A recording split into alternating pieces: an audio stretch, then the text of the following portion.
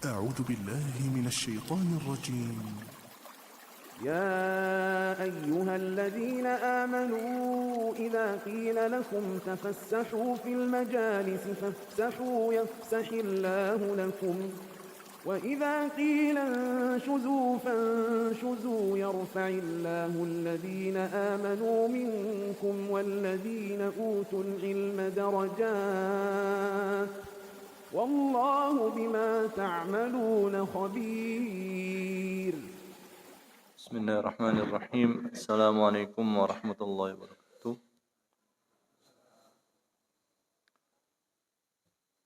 إن الحمد لله نحمده ونستعينه ونستغفره ونستهديه ونتوب إليه ونعوذ بالله من شرور أنفسنا ومن سيئات أعمالنا من يهده الله فلا مضل له ومن يضلل فلا هادي له أشهد أن لا إله إلا الله وحده لا شريك له وأشهد أن سيدنا ونبينا محمدا عبده ورسوله لا نبي بعده نصلي ونسلم على حبيبنا المصطفى وعلى رسولنا المجتبى محمد صلى الله عليه وسلم وعلى آله وسلم بسنة الدين.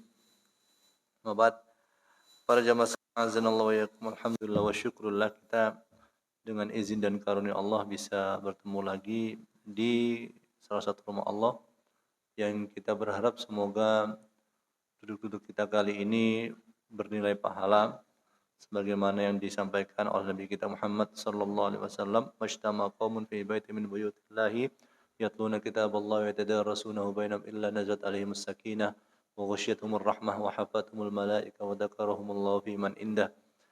Para jamaah sekalian azanallahu yakum, terima kasih atas kesempatan yang diberikan kepada kami oleh DKM dan terima kasih atas kehadiran para jamaah. Semoga Allah Subhanahu wa taala memberikan kita semua ya para jamaah sekalian rezeki yang banyak dan barokah ya. Para jamaah sekalian azanallahu yakum, kita masih di pembahasan model transaksi di kontemporer ya, di lembaga keuangan. Dan di sini Syekh As-Subaili menyebutkan contoh deposito ya para jamaah sekalian. Tapi mungkin ini wallahu ta'ala alam ya. Deposito yang beliau sebutkan di sini nampaknya adalah deposito di Arab Saudi ya. Di mana ada model deposito itu tidak dijamin oleh lembaga keuangan itu. Jadi kalau misalnya seseorang dia menyimpan dananya dalam bentuk deposito sebanyak 100 juta rupiah misalnya. Nah, maka tentu nanti dilihat berapa bagi hasilnya dan bagaimana model kalau rugi. Ya. Dilihat saja misalnya kalau 100 juta selama setahun misalnya para jamaah sekalian, misalnya bagi hasilnya adalah 10% ya. Dan maka dari keuntungan itu dilihat, kalau keuntungannya misalnya katakan 100 juta, modalnya 100 juta ya, dari nasabah 100 juta, kemudian selama setahun diputar jadi 100 juta, berarti 200 juta ya, yaitu yang pure ya, yang keuntungan murni, maka katakan 10% misalnya untuk lembaga keuangan atau 20% ya untuk lembaga keuangan, 80% untuk nasabah, maka 20 juta untuk bank, 80 juta untuk nasabah. Kalau rugi gimana? Kalau rugi ya yang nanggung bukan lembaga keuangan tapi pihak nasabah. Tapi ini contoh yang beliau sebutkan di sini adalah ya memang di Indonesia Allah Ta'ala alam ya. Mungkin belum ya, mungkin semoga aja kedepannya ada. Tapi ini yang beliau contohkan ada, tapi bukan di sini gitu ya. Nah, itu nggak ada masalah gitu para jamaah sekalian ya. Makanya kan tentu sekali lagi kami nggak tahu yang sekarang terakhir ya di lembaga keuangan syariah yang terakhir ya. Tapi yang jelas para jamaah sekalian azanallahu yakum, yang paling aman saat ini adalah wadiah tentunya ya. Wadiah itu titipan saja gitu ya. Titipan yang sifatnya ya tidak ada penambahan gitu ya. Bahkan terpotong oleh uang administrasi bulanan mungkin ya. Nggak ada sekarang. Nggak ada. Kecuali kalau dia pakai Visa atau Mastercard ya. Kalau kartu ATM-nya Visa atau Mastercard ada potongan. ATM itu kan ada yang GPN, ada yang Visa, ada yang Mastercard. Nah, kalau yang ada visanya, bukan GPN ya, biasanya yang defaultnya itu GPN. GPN itu Gerbang Pembayaran Nasional kalau nggak salah ya, GPN. Jadi punya pemerintah, ya, punya pemerintah tuh ya. Kalau Mas Visa atau Mastercard tentu kan punya pemerintah. Jadi nanti misal perjamaah bawa, misalnya bukan promosi, misalnya bawa kartu BSI yang ada capnya Visa mungkin ya, ada Visa di Arab Saudi narik bisa gitu ya, langsung ke ATM di Arab Saudi itu keluar rial gitu ya. GPN nggak bisa, ya GPN nggak bisa ya, karena memang khusus nasional gitu ya, nasional. Ya, itu mungkin ada fee ada biayanya ya, biaya untuk itu ya. Ya. Nah, gimana? Heeh. LPS, lembaga penjamin simpanan. Heeh.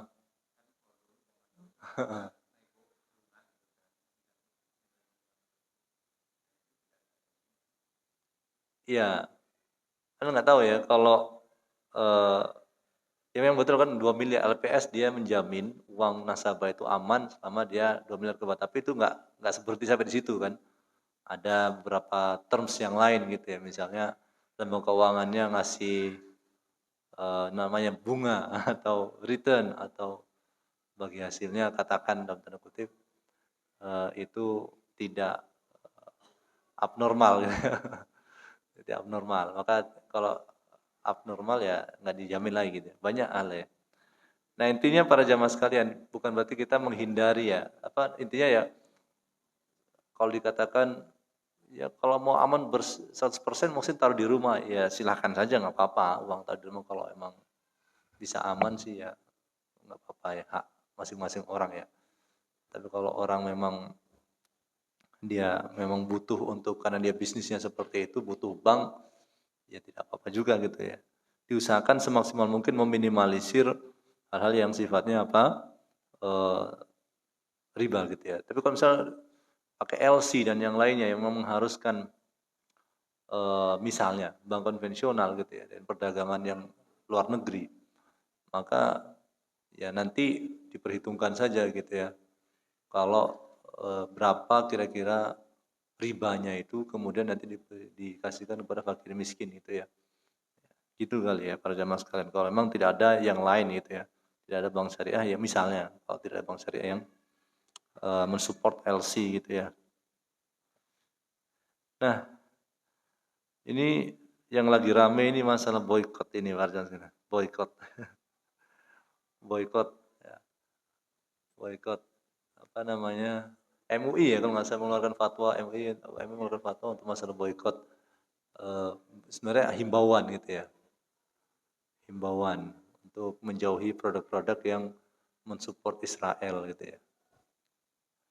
Ya, wallahu taala alam para jamaah sekalian.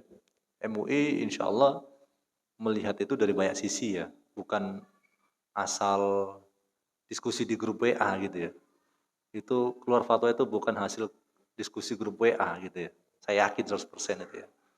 Itu hasil diskusi dengan sesama ahli fikih, kemudian mungkin hadir juga orang-orang yang berkompeten dalam masalah fikih ekonomi konvensional untuk melihat dampaknya gitu ya.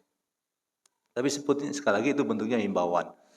Kalau jauh-jauh hari yang presiden kita atau Pak Menteri sudah lama bukan masalah boykot, bahkan mengutamakan produk lokal.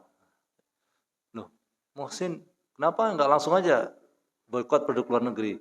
Karena kan dalam sistem ekonomi global ini nggak bisa sesederhana itu. Kalau kita boykot produk luar, produk kita juga diboykot. Paham nggak para jamaah sekalian? Kalau kita boykot nih terang-terangan misalnya, pemerintah melarang semua produk misalnya dari luar, ya hanya fokus produk dalam, maka produk kita di sana juga akan dibalas yang sama gitu ya. Sama kayak trade war Amerika dan China gitu ya, Tiongkok. Modelnya seperti itulah ya. Maka ya pemerintah maksimalnya hanya bisa menghimbau. Dan udah sering itu ya. Sejak zaman sebelum Pak Jokowi juga beli sepatu yang Cibaduyut misalnya dan lain-lain. Itu bagus, nggak usah. Jadi masalah boykot itu udah lama sebenarnya ya. Tapi memang nggak bisa terang-terang kecuali akhir-akhir ini aja karena Israel yang memang tidak mengindahkan semua hukum internasional gitu ya. Dan kita tahu Israel itu apa sih? SDA-nya apa sehingga dia bisa kaya raya negerinya. Coba antum lihat infrastruktur yang bagus, rumah-rumahnya bagus. Dari mana coba? Kalau dari SDA-nya hampir dikatakan ya susah kalau dikatakan itu yang membuat dia kaya raya seperti Brunei Darussalam. SDA-nya ya. Kalau dari perusahaan perusahaan-perusahaan yang sifatnya IT ya, itu juga nggak sebanyak itu harus kekayaan negerinya. Maka memang betul sumbangan atau donasi dari konglomerat Yahudi yang kaya di seluruh dunia itu sangat support. Makanya kan salah seorang presiden Amerika mengatakan Yahudi itu seperti vampir dia. Dia akan menghisap darah. Bukan satu presiden Amerika aja, beberapa ada presiden yang lain. Ya memang seperti itu hidupnya. Ya, sedikit tapi apa? Ya, vampir dia. Vampir itu nggak kumpul sama vampir. Vampir itu kumpul sama yang lain supaya bisa menghisap darah. Nanti disalurkan ke Israel. Maka boykot tuh korelasinya begitu tuh para jamaah sekalian tuh. Ceritanya itu begitu.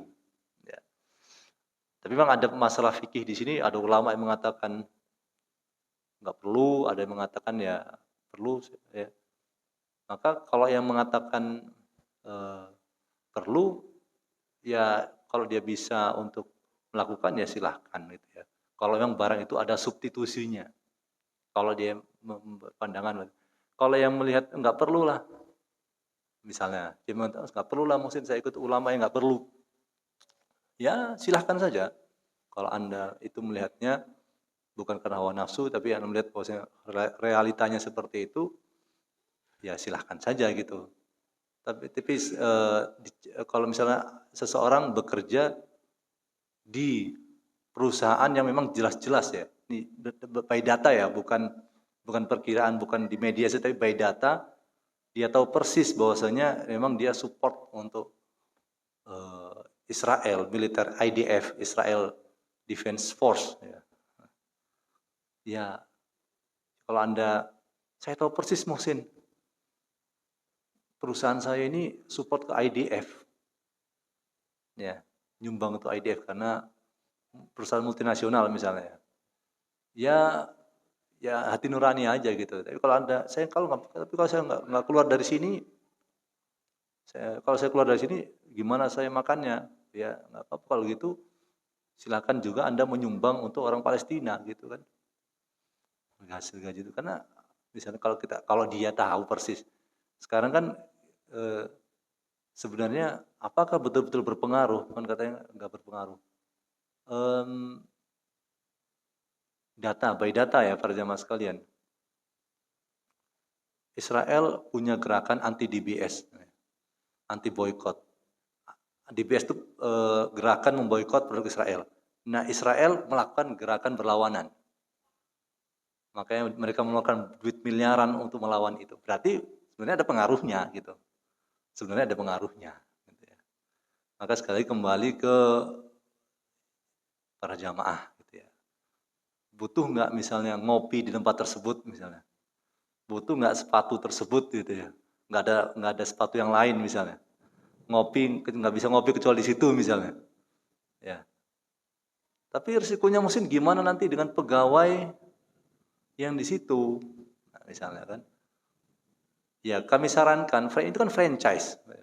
Franchise itu ada hak sewa merek, ya, ada yuran tahunan untuk nyewa merek itu, ya, ada sewa manajemen, ya, itu juga mengalir keluar.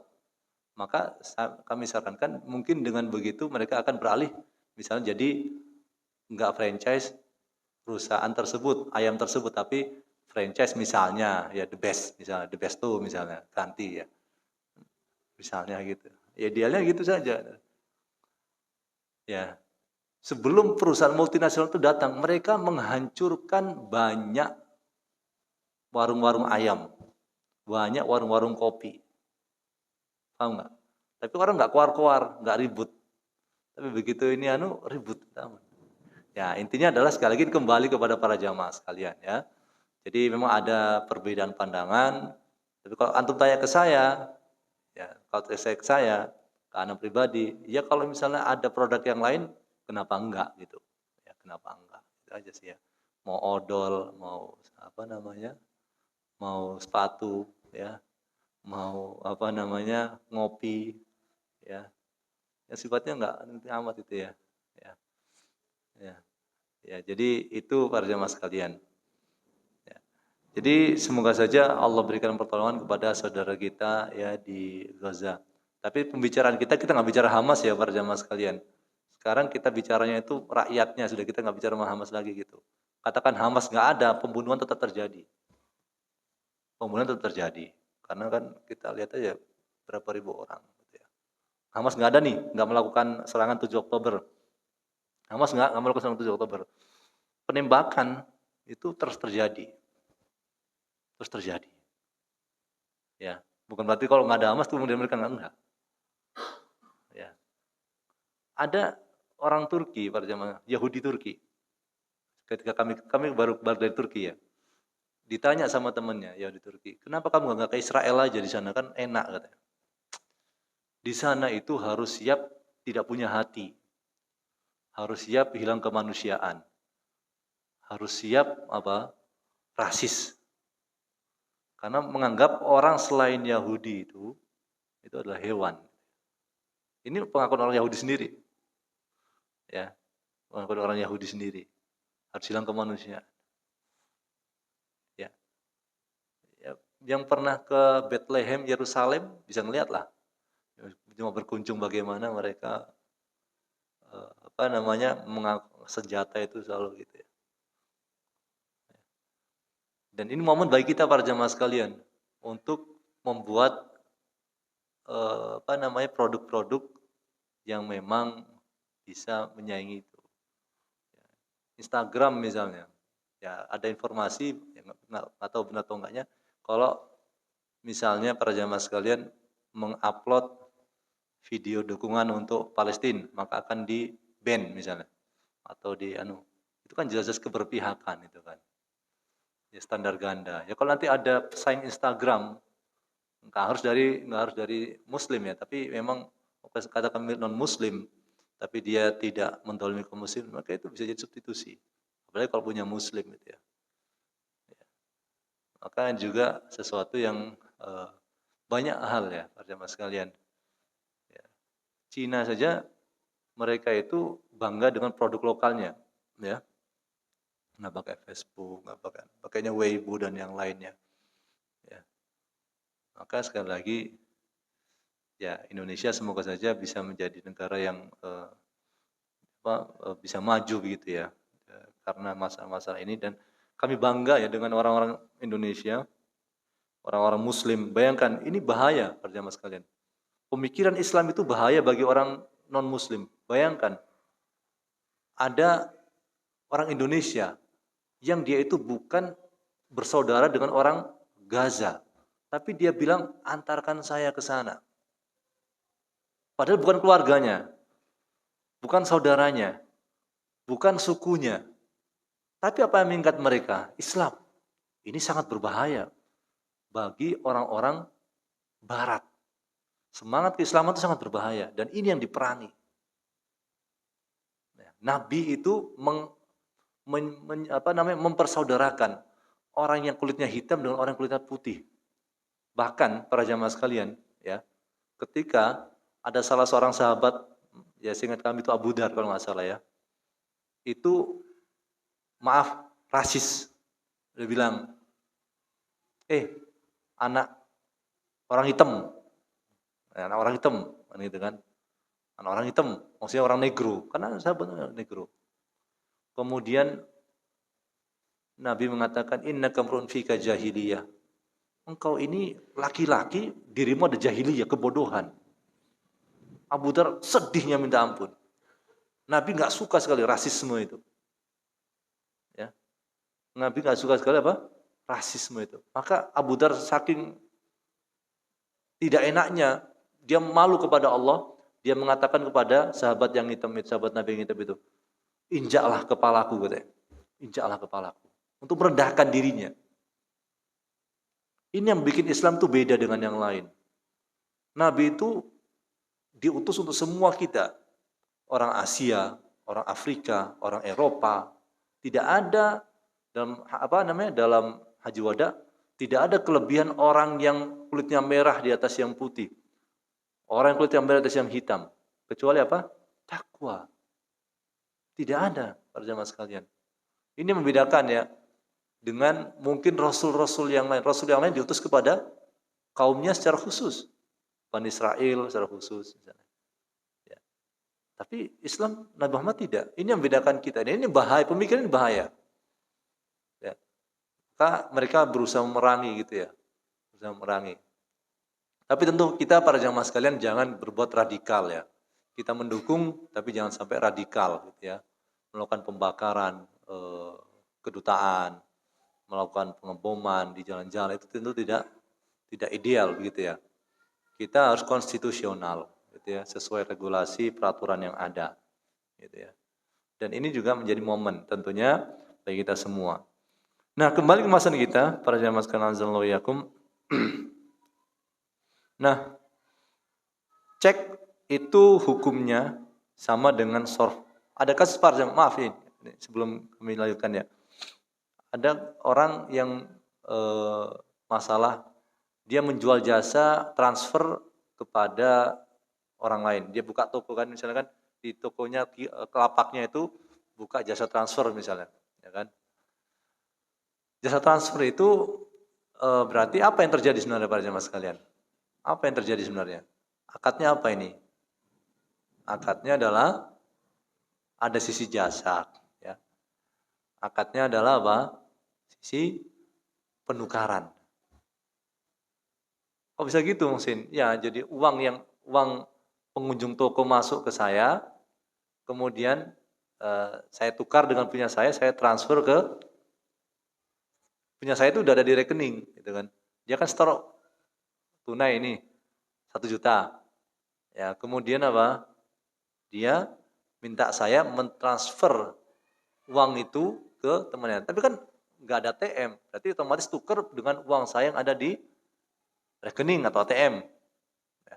Kemudian saya transfer ke tujuannya dengan ada fee, ya, dengan ada fee. Nah, fee ini fee transfer, fee misalnya administrasi dan yang lainnya ya. Uang capek lah bisa ngetik. Ya. Nah, ada pertanyaan ke saya, gimana Muhsin kalau dia minta transfer sekarang, tapi apa? Tapi si orang itu nanti bayarnya 5 jam kemudian. Nah, berarti ini ada masalah. Ya. Kenapa? Harusnya uang dengan uang itu cash. Pertukaran uang dengan uang itu cash. Kalau tadi kan cash memang ya. Dia ngasih saya tunai, saya otomatis transfer itu uang yang di nominal di rekening saya itu bentuk nominal itu saya kasih dalam bentuk kwitansi, ini ada bentuk bukti transfer. Kemudian baru ada yang kedua, akad kedua adalah pengantaran transfer. Nah, jadi kalau uangnya belakangan, uang dari pengunjung toko itu, maka otomatis apa? Ini adalah tukar menukar uang tapi tidak tunai. Ini jadi masalah. Nah, maka intinya adalah para jamaah sekalian, itu sorf ini kita ingat kalau rupiah dengan dolar itu nggak perlu apa? Nggak perlu harus sama nilainya, tapi harus cash. Ya. Makanya kan kalau ATM, antum kan tadi Bank BSI masuk ketika umroh dimasukkan ke ATM. Ya. Kemudian masukkan angka, ditarik, didebet dari rekening BSI, diganti langsung rial. Nah, itu on the spot nggak masalah gitu para jamaah sekalian ya. nggak ada masalah. Kenapa? Karena ya tukar menukar tapi langsung gitu ya. Jadi ini bagus di situnya ya. Baik, ada pertanyaan nggak pada Mas? Sebelum saya lanjutkan. Ya.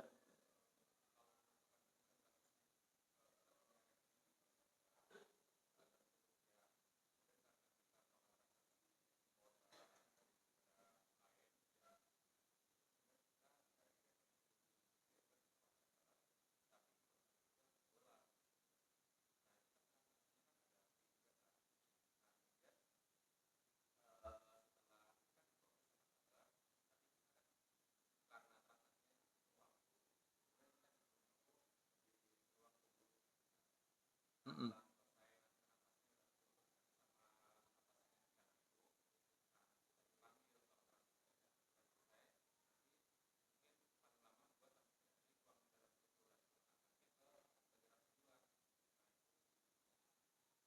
Ya.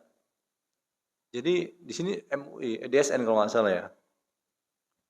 Untuk perdagangan antar negara, memang mereka memberikan waktu sesuai dengan apa namanya proses yang real gitu ya. Kalau memang para jamaah sekalian ya, kalau memang kita mau aman, mau aman nih ya, mau aman, berarti ada dua akad nih. Pertama tukar dulu, ya, tukar dulu nih ya. Saya kasih rupiah atau kamu debit dari rekening saya rupiah, kamu kasih saya dolar. Kasih kita dolar, dolar kita serahkan lagi nih. Nih, tolong transferin ke sana. Paham nggak maksudnya? 2 kali proses itu paling aman, gitu ya. Tapi kalau kenapa kok aman maksudnya? Karena ya namanya orang nganter, dia nggak harus ya mungkin macam-macam lah ya. Ada orang misalnya kita nyuruh tolong orang katakan JNE atau JNT, sebenarnya dia apa namanya ya deket dengan tempat kita gitu ya. Cuma apa namanya atau kita suruh ke tempat yang sebenarnya bisa, cuma dia ngopi dulu misalnya karena dia mau ngopi. Ya nggak apa-apa, dia ngopi gitu kan. Cuma yang kita kasih fee untuk dia nganter duit atau apa, nggak ada masalah gitu.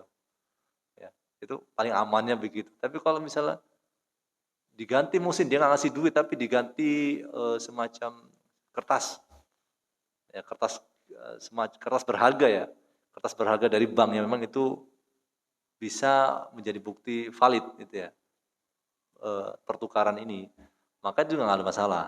Gitu ya. Nah sekarang berarti apa? Ada 2 proses yang memang diusahakan. Nah, untuk apa namanya, untuk dikirimkan ke luar negeri. Nah, pengiriman ke luar negeri itu sendiri, Allah taala alam ya, kalau DSN itu saya ingat kami memberikan waktu 2 hari. Kalau memang betul-betul real 2 hari, ya nggak apa-apa gitu. Pengirimannya ya. Ya, pengirimannya. Jadi kan ulang lagi, kita ngasih uang atau didebit dari uang kita misalnya 1 miliar misalnya. Kemudian kita dapat surat apa namanya, surat pertukaran dari 1 miliar ini ke dolar. Kita terima kertas nih, kertas bukti. Nah, kemudian ada proses kedua, itu proses pengantaran. Nah, kalau proses pengantaran ini sifatnya butuh waktu tadi, ya nggak ada masalah. Ya, karena apa? Sekali lagi, dia mau apa namanya, katakan dia mau ada perlu sehingga nggak langsung ngantarkan, atau itu beda kasusnya. Pengantaran itu beda dengan tukar menukar. Bisa dipahami nggak? Pengantaran barang. Belum ya? Belum paham? Ya. Jadi ada 2 proses. Proses tukar menukar, yang kedua proses pengantaran. Tukar menukar sudah nih, ya, rupiah ke dolar.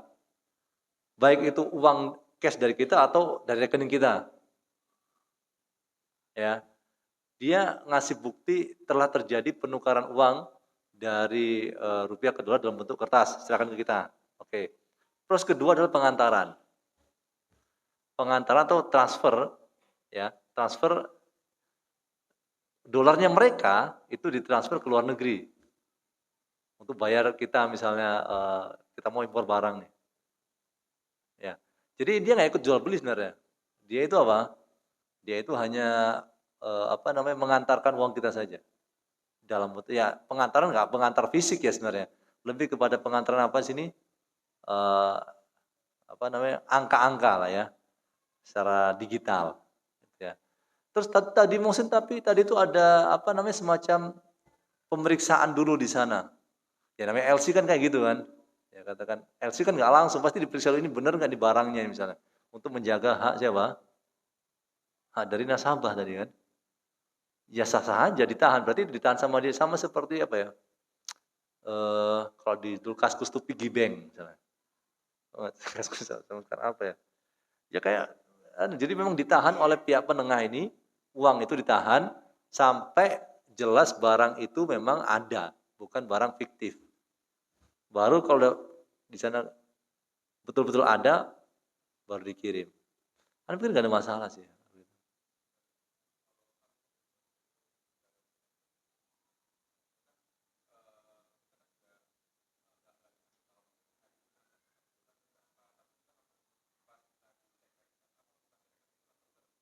Terdapat.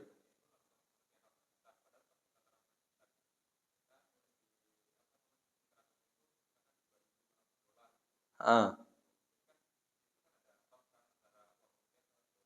oke.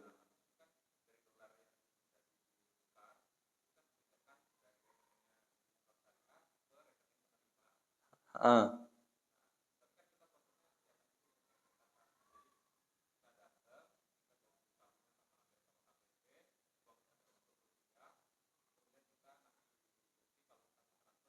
oke.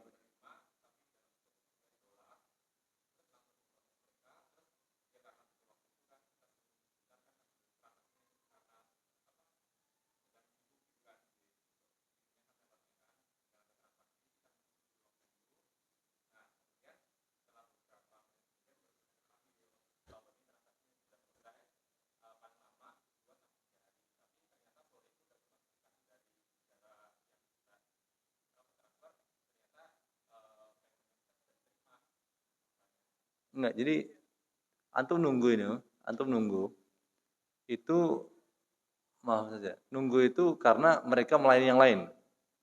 Enggak. Terus apa yang menunggu itu?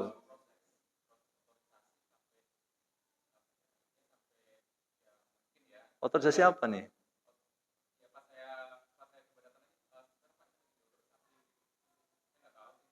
Kalau saya pernah gini, mencarikan cek ya, misalnya mencarikan cek. Memang cek itu kan senilai dengan uang. Harusnya itu kan sama tuh, ya kan? Saya nuker cek itu adalah surat berharga yang sebenarnya cek tertentu ya, yang ada isinya itu sama dengan uang itu sendiri. Harusnya kalau kita ngasih cek 1 juta, maka kita juga apa? Dapat segera 1 juta cash. Cuma mereka tunggu dulu Pak, cek dulu nih ini bodong apa enggak, tahu nggak? Ya itu nggak ada masalah, karena memang ya jelas ya. Jadi memang proses itu misalnya dia nelpon dulu pihak ini kan bukan tabungan biasa apa sih namanya itu, yang nggak ada buku tabungannya itu apa sih itu? Giro ya, giro ya nggak ada buku tabungan ya, giro ya. Nah kan dikasihnya kan cek kan, ya dikasih cek, saya dikasih cek nih apa namanya, saya mau cairkan dulu uang. Nah dia cek dulu tuh ke apa namanya penerbit cek itu, bank penerbit. Meskipun satu satu cabang lah ya, satu satu bank ya, sama-sama BSI. Dia cek dulu misalnya di Ciawi sana, bener nggak nih Fulan ini pembawa cek ini bener nggak ini? Nah, itu nggak ada masalah kalau betul-betul seperti itu maksudnya ya. Kalau otorisasi itu maksudnya adalah mengecek keaslian atau validan atau nilai dari uang itu ya, ya nggak ada masalah gitu ya. Memang harus seperti itu.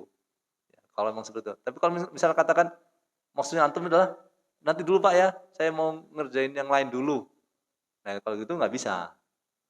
Ya, ya.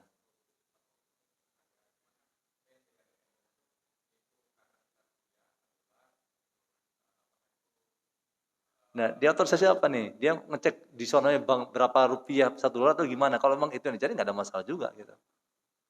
Gitu, nggak ada masalah. Gitu ya. Ngecek fakta di lapangan untuk data itu ya. Ya, baik. Ada yang lain Pak Jamal sekalian? Ya. Nah, eh, nah sekarang para jamaah sekalian azanallahu yakum sudah banyak ya. Bahkan kita beli, nah cuma kalau misalnya beli GoPay kita bayar pakai rupiah. Kita kan beli saldo nih katakan. Ya. Nah, saldo ini sama seperti para jamaah sekalian, sama seperti kita menukar uang kita dengan kartu belanja sebenarnya. Karena GoPay itu ada kemiripan dengan kartu belanja, nggak sama dengan pulsa ya. Kita beli pulsa itu betul-betul beli jasa gitu ya. Maka nggak ada masalah beli 100.000, pulsanya mungkin 90.000 misalnya. Itu sebenarnya bentuk apa? Bentuk pelayanan, bukan uang 90.000. Tapi kalau GoPay dan sejenisnya itu apakah sebenarnya sama kita menukar dengan uang, ya, ataukah tidak? Wallahu ta'ala GoPay itu terbatas ya, nggak kayak uang. Uang itu lebih fleksibel, banyak yang bisa kita beli, jasa dan barang. Tapi kalau GoPay atau GrabPay atau yang lain, itu terbatas hanya pada jasa mereka. Kalaupun bisa beli barang, itu hanya merchant yang kerjasama dengan mereka. Maka ini mirip dengan voucher belanja. Voucher belanja. Ya, voucher belanja tentunya kita ketahui, nanti dilihat ya para jamaah sekalian, apakah memang barangnya itu emas. Nah, kalau ini nggak boleh gitu ya, voucher belanja emas gitu ya. Ya harus apa? Ya harus cash, karena emas itu sama dengan uang gitu ya.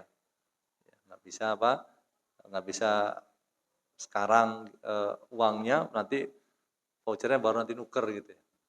Nah, maka dilihat di sini, kalau misalnya untuk nuker beras atau misalnya di Carrefour misalnya ya, maaf sebut-sebut merek karena saya yang ingin dekat saja gitu ya, misalnya ya, voucher belanja Carrefour, maka kalau misalnya barang itu betulnya bisa beras, tape dan yang lainnya, ya nggak apa-apa gitu ya.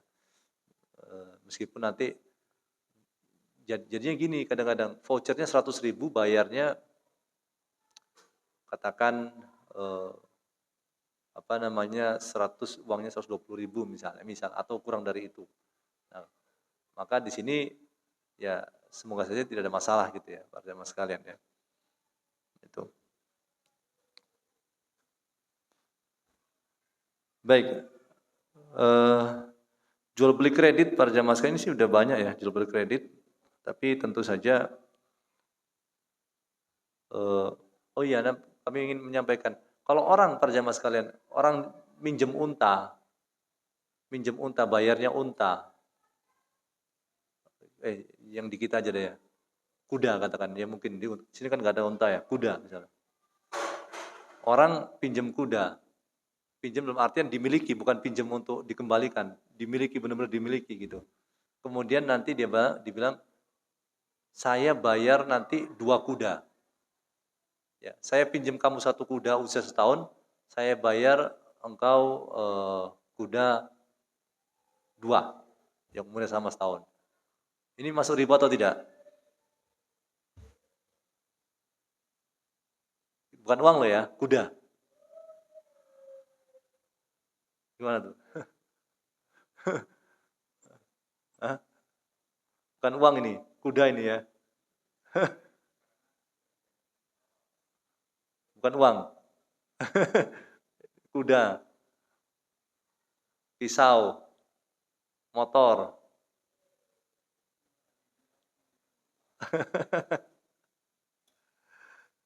Ya, jadi ini bedanya dengan ribal bay. Ada riba itu kan 2, riba dain sama ribal bay. Ribal bay itu adalah yang terbatas pada 6 komoditi. 6 komoditi ya, gandum ya, bur, syair, gandum syair, kemudian kurma, kemudian garam, al-bur bil wasyair bil tamr wal milh mislan, mislan bimislin. Jadi iya, ada bidab wal fidab, emas dengan emas, perak dengan perak, kemudian gandum bur dengan gandum bur, gandum syair dengan gandum syair, kemudian ada kurma, kemudian ada garam. Itu 6 komoditi ribal bay, riba dalam jual beli. Tapi riba dain, kata ulama, riba dain itu riba utang piutang, itu melampaui semuanya. Mau dia unta, mau dia mobil, mau dia itu. Kalau pinjamnya dalam bentuk barang, maka apa para jamaah sekalian? Ya harus sama. Gitu ya. Cuma masalahnya adalah Nabi itu dalam satu riwayat ngasih unta yang lebih bagus, tapi nggak diperjanjikan. Kalau diperjanjikan nggak apa-apa. Gitu ya. Tapi kalau misalnya katakan 1 jeep harus dibayar 2 jeep dan tahun yang sama, nah ini jadi masalah tuh. Ya para jamaah sekalian ya. Gitu. Kecuali kalau memang para jamaah sekalian, ya ini sifatnya tukar menukar langsung nih. Saya tukar NMAX saya dengan RX King kamu misalnya. Meskipun secara nominal RX King misalnya itu sudah jadul katakan ya. Tapi koleksi orang, ya itu nggak ada masalah gitu ya. Ya. Jadi yang namanya koleksi-koleksi ini agak susah untuk diterapkan hukum-hukumnya karena memang maksudnya penstandarisasi gitu.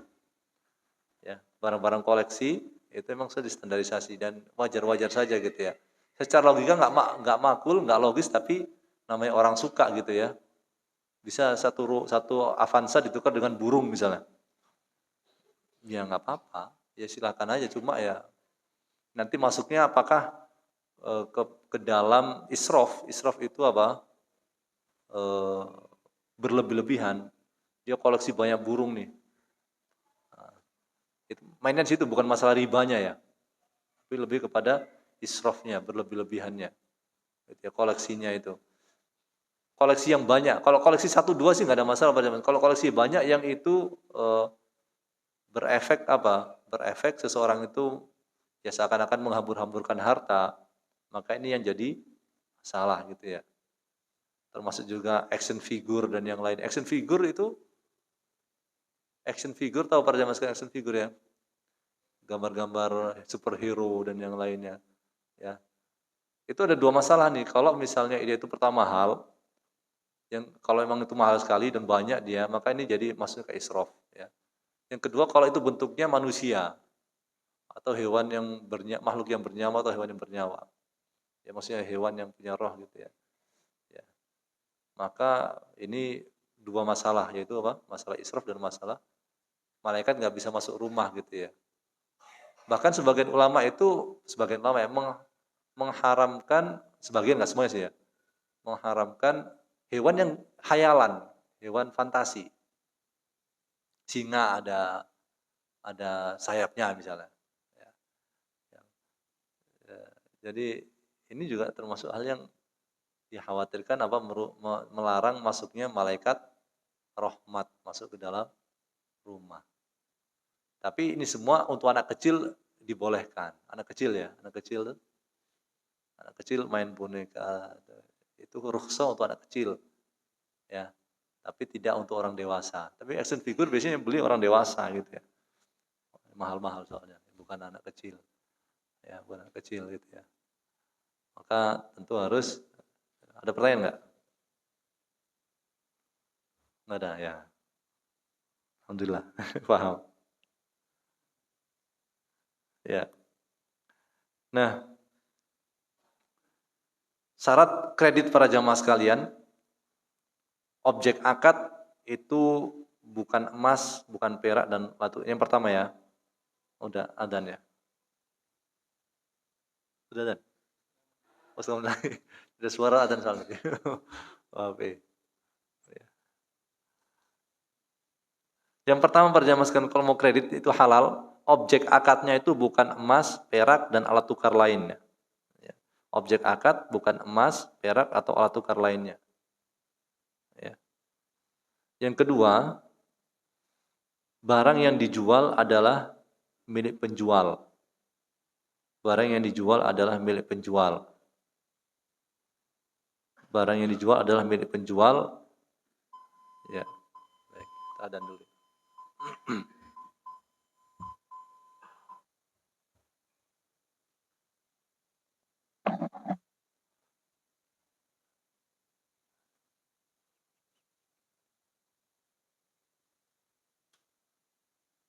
Baik, yang kedua para jamaah sekalian, barang yang dijual adalah milik penjual saat akad atau orang yang memang berposisi sebagai penjual gitu ya. Pemilik, maaf kami ya. Jadi barang yang dijual itu adalah milik penjual atau orang yang posisinya adalah seperti pemilik. Yang ketiga, barang yang akan dijual telah diterima oleh penjual. barang yang akan dijual telah diterima oleh penjual. Maka tidak boleh menjual barang yang sudah dibeli namun belum diterima. Yang keempat, penjual tidak boleh memberikan persyaratan. Penjual tidak boleh memberikan persyaratan kepada pembeli, ya, denda keterlambatan. Denda keterlambatan.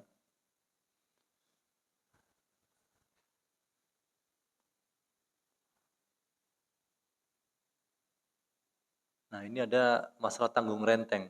Tahu nggak tanggung renteng pada zaman sekalian? Tanggung renteng ini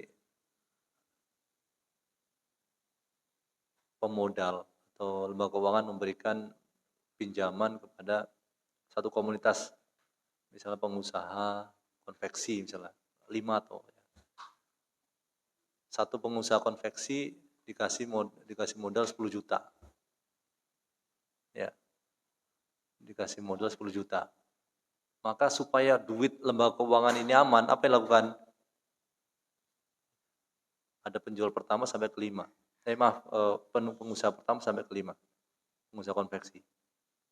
Kalau pengusaha pertama ini nggak bisa bayar, kan masing-masing 10 juta ya, maka yang lain harus nalangi ini. Nah, gimana tuh kira-kira perjalanan sekalian? Tanggung renteng ini gimana nih? Ini sama kayak yang ada nggak sama persis ya? Ada yang dapat Nobel satu orang dapat Nobel di Bangladesh. Siapa namanya? Yusuf ya, Muhammad Yusuf. Dapat Nobel karena model bisnis seperti ini. Siapa? Yunus ya, Yunus. Muhammad Yunus ya. Ada kemiripannya. Lembaga keuangan supaya kan jadi satu orang ini kalau nggak bayar, yang lain tuh kan nanggung nih. Jadi mereka yang akan ngotot sendiri tuh, muter aja 4 orang ya. Lu nggak bayar harus gini. Jadi nggak perlu pihak bank itu turun ke lapangan gitu. Itu nggak perlu debt collector. Karena teman-teman mereka sendiri yang akan. Nah gimana tuh kira-kira perjalanan sekalian tuh? Boleh.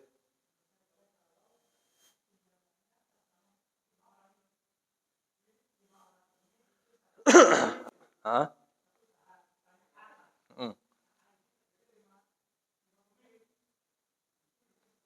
Bikin sweater.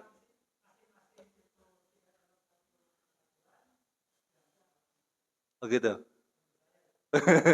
Ya. Berserikat ya, PT, terbatas.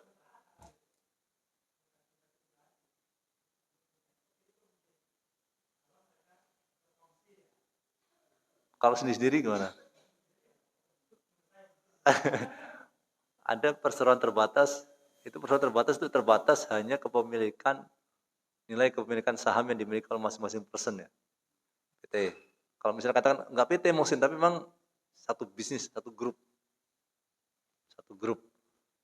Tahu nggak perjalanan gambarannya? Tahu nggak Kang? Jadi kata beliau maksudnya kalau itu satu grup, ya nggak apa-apa, satu lari yang lain nanggung. Itu kalau misalnya masing-masing 10 juta itu konveksinya beda-beda ya. Cuma tujuan dijadikan satu itu supaya saling gedor. Ya. Saling gedor kalau ada yang nakal gitu. Ya, ini dipakai oleh debt collector, makanya dia ngasih tahu debt collector yang pinjol tuh. Dia kirim kan, ini keluarga kamu belum bayar gitu. Untuk supaya apa? Bikin malu gitu. Sistem ini meskipun nggak secara langsung sama persis ya. Jadi sebenarnya para jamaah sekalian, hukumnya kan dalam Islam itu hutang piutang itu ada jaminan itu ya, bentuknya barang, ada jaminan itu bentuknya orang. Paham nggak? Dalam Islam itu ada yang bentuknya barang. Ana utang ke antum nih, utang kartu 10 juta, "Muhsin, saya nggak mau ngutangin kamu, ada jaminan nggak?" Ya udah nih jaminannya apa misalnya, HP lah ya, HP. Ya kalau saya lalai, ya kamu bisa jual nih HP nih, kamu cairkan. Itu namanya jaminannya barang. Ada bentuknya orang. Orang itu ya, "Muhsin, saya mau utang nih, saya nggak mau, saya nggak terima, saya nggak percaya sama kamu Muhsin, soalnya kamu itu apa namanya, hobi utang tapi nggak hobi bayar," misalnya. Ya, "Ya udah nih itu Pak Adi mau penjamin saya nggak?" Misalnya kalau Muhsin lari, Pak Adi yang menghadirkan saya, akan nyariin saya gitu. Ada 2 model, menghadirkan, ada yang membayar. Penjamin orang, ada yang cuma menghadirkan saja janjinya dia, atau ada dia membayari. Ya. Maka sebenarnya kalau mau bentuknya tadi kayak serikat, berkongsi satu bisnis, atau perorangan pun sebenarnya, ya, semua orang nih masing-masing siap menjamin nggak kalau ada yang nih, kabur nih? Siap. Oh ya sudah, nggak apa-apa.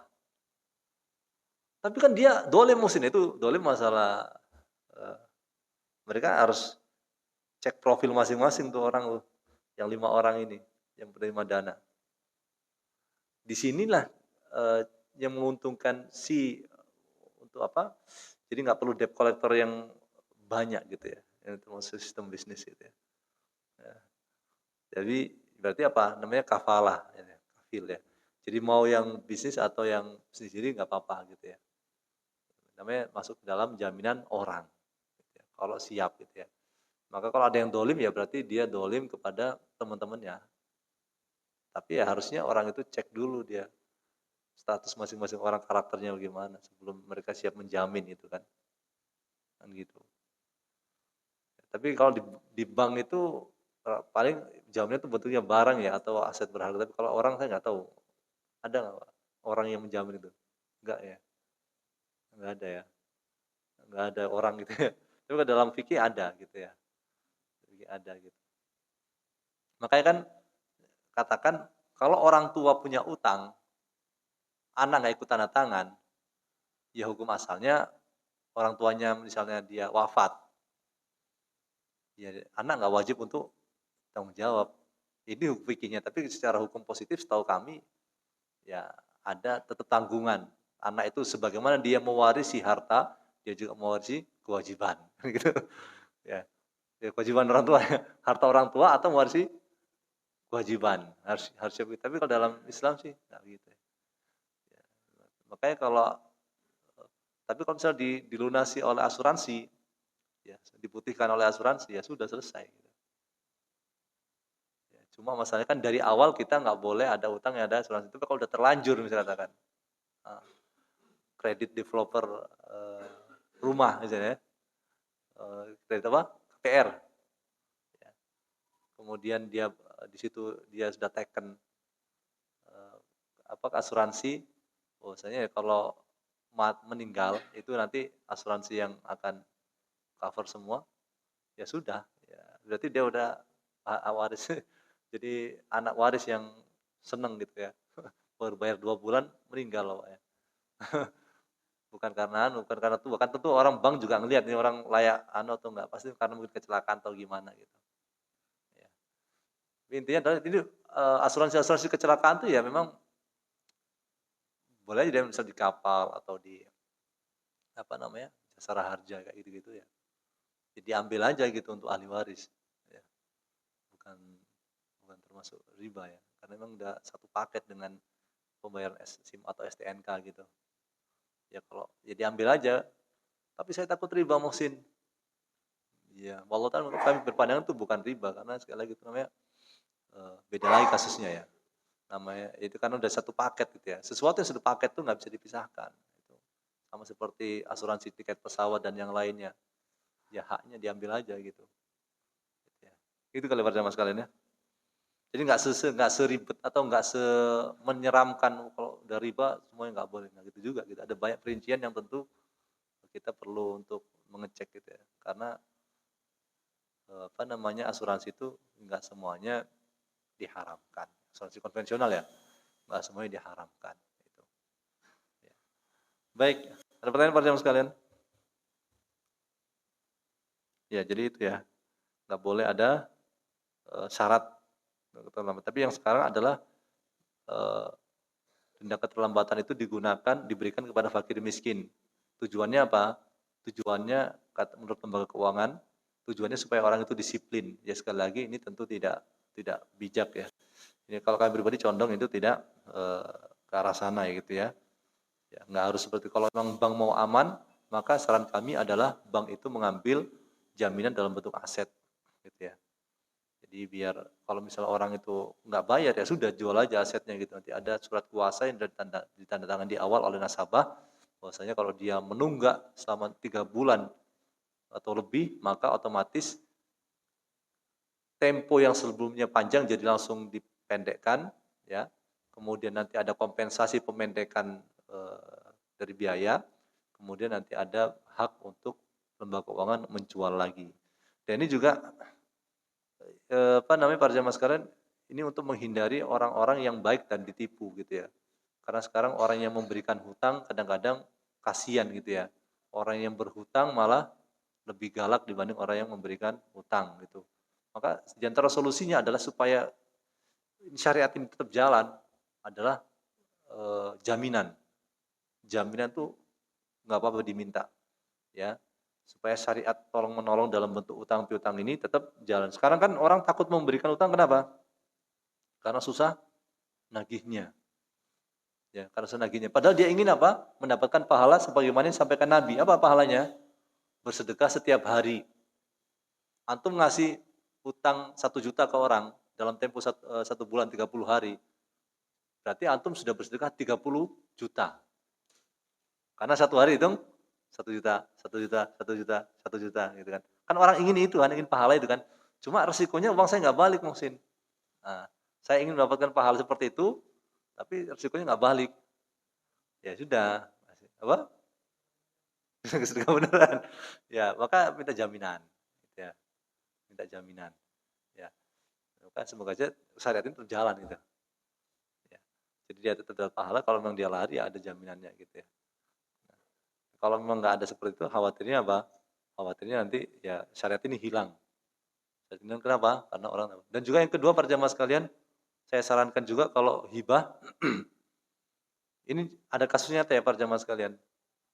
Ada kasus nyata, saya mau ini kasih kamu pinjam rumah untuk tahfidz. Saya nggak mau, kecuali kamu kasih 2 tahun pas. Kemudian kamu siapkan uang untuk para santri. Ini kan juga nggak elok juga sudah dikasih dikasih tempat dia minta 1 paket. Nah ini juga tidak elok gitu ya dia. Dan kasus kemarin yang terakhir adalah kasus masalah ada orang tua yang diusir oleh anak angkat. Ini menjadi pembelajaran sangat penting. Kalau orang itu jangan buru-buru menghibahkan harta miliknya satu-satunya gitu ya. Ya. Jadi karena orang itu bisa berubah-ubah gitu ya. Ya. Termasuk juga bahkan ke anak sendiri. Ini saya kasih semua deh, saya nggak punya apa-apa sekarang. Bisa jadi Anda diusir gitu. Tidak untuk Anda sendiri berapa gitu. Kecuali kalau memang ada perjanjian gitu ya. Kalau enggak jadinya namanya manusia bisa berubah enggak ada. Kan kata ulama tidak ada orang selamat dari fitnah kecuali orang telah mati. Kalau telah mati udah selamat dari fitnah. Kalau orang masih hidup namanya harta tidak kenal saudara. Itu udah ya, harus perhatikan gitu. Bukan berarti kita nggak sayang ya. Kita bisa memberikan kecukupan kepada anak kita, tapi jangan sampai kita juga tidak punya sama sekali gitu ya. Gitu. Baik, para jamaah sekalian azzallahuyakum, terima kasih banyak atas waktu yang diberikan dan semoga Allah Subhanahu wa taala berkenan untuk memberikan para jamaah harta yang banyak dan barokah ya. Kemudian diberikan umur panjang oleh Allah Subhanahu wa taala dalam kesolehan ya, kemudian diberikan kesehatan Allah Subhanahu wa taala ya. Apabila ada yang sakit maka semoga Allah segera angkat penyakitnya dan kita juga berdoa semoga Allah Subhanahu wa taala memberikan pertolongan untuk saudara kita di Gaza ya, saudara kita di Palestina secara umum ya, bingung lagi, dan saudara kita dimanapun berada yang dalam keadaan lemah dan didolimi, semoga Allah menolong mereka dan semoga Allah Subhanahu Wa Taala berkenan untuk menghancurkan musuh-musuh Islam ya dalam bentuk berbagai macam makarnya ya. Allah Maha Kuasa, Allah Maha Perkasa, dan Allah mampu untuk mengalahkan mereka semua sendirian ya. Dan para jamaah sekalian, jangan lupakan sumbangsih yang bisa kita lakukan ya, baik itu dalam bentuk harta atau pikiran atau tenaga dan yang lain untuk saudara kita. Jangan menganggap itu kecil. Jadi itu adalah salah satu yang akan memasukkan kita ke surga gitu ya. Kami mohon maaf apabila ada salah dalam ucapan dan perbuatan, yang benar dari Allah Subhanahu wa taala dan yang salah adalah dari diri kami pribadi dan dari syaitan. Kita tutup kafaratul majlis. Subhanakallah bihamdika asyhadu an la ilaha illa anta astaghfiruka wa atubu ilaik. Wassallallahu ala nabiyina Muhammad wa ala alihi wasallam. Wassalamualaikum warahmatullahi wabarakatuh.